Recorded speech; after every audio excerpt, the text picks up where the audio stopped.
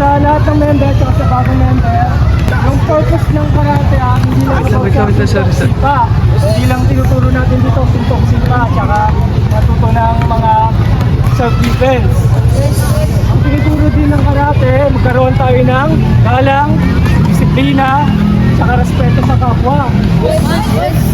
So bali yung lahat ng mga ginagawa natin dito, bukod sa suntok-sipa, tulad ng disiplina sa oras, sa lahat ng mga bagay na training natin na ginagawa natin sa training, magagamit nyo rin ito sa balang araw sa paglaki nyo, sa pagiging adult nyo, saka sa pagpasok nyo sa trabaho in the future kapag tumanda na kayo.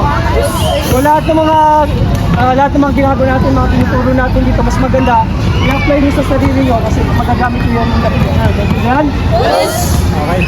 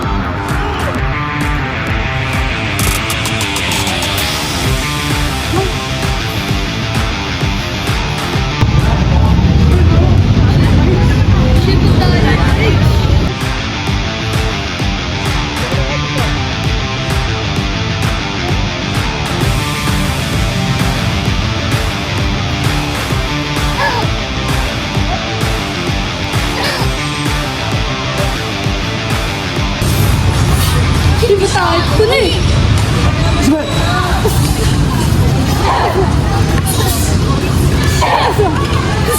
Stop. Diyan kayo, gusto pa. Sa baba ng gagaling.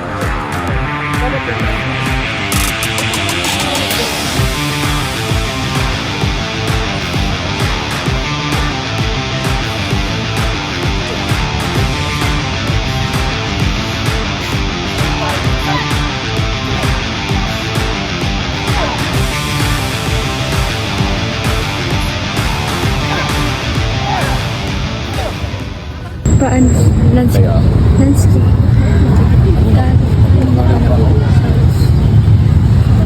Yung isa pa ha, ito remind sa lahat ha, dapat hindi lang kayo mabait dito, mabuti dito.